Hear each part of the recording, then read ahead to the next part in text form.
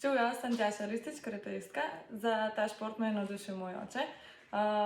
On je trener karateja in me že od majhnega vozil na treninge. In tako sem v bistvu že od malega vzgojena v tem športu in sem pač tudi vedela takoj, da je to moj šport in da v njem hočem uspeti. V kolikšni meri pa vplivajo športni pripomočki na naš uspeh na karateju? V ne prav dosti.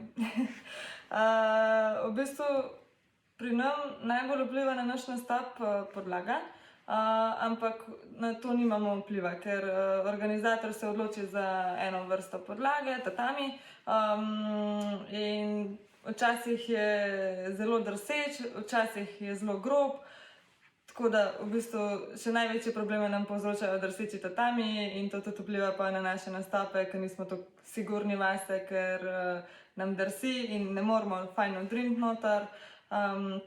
Tako da v bistvu v največji meri vpliva podlaga.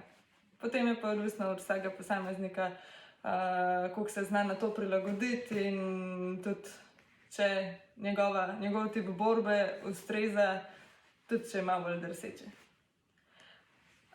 Ali sodelujem s katerim od proizvajalcev športnega pripomočka? Ja, posredno.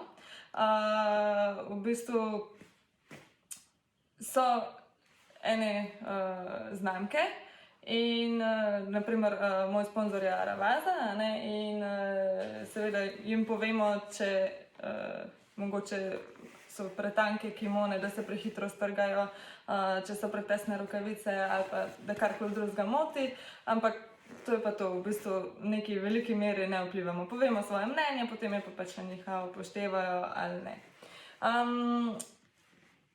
Včasih upoštevajo, včasih pa ne. Naprimer prav te kimone smo se od začetka majčkeno hecali, da so v bistvu za enkratno uporabo, ker so res tanke in so se po 4 borbah skoraj že strgale. Tako da v bistvu zdaj je enaka kimona, ampak še vseeno malo bolj kvalitetna, mislim, malo bolj trdna, tako da zdaj v bistvu se ne trgajo. Tako da nekako so upoštevali, ampak še vseeno več, ko nas reče, več ljudi, ki izrazi svoje mnenje, pa da imamo enako mnenje, potem seveda morajo upoštevati že v njihovo dobro, če hočemo kupovati to. Torej, so slovenski športni pripomočki primerljivi po kakovosti z drugimi v tujini? Slovenija zaenkrat še nima lastne znamke za karate pripomočke.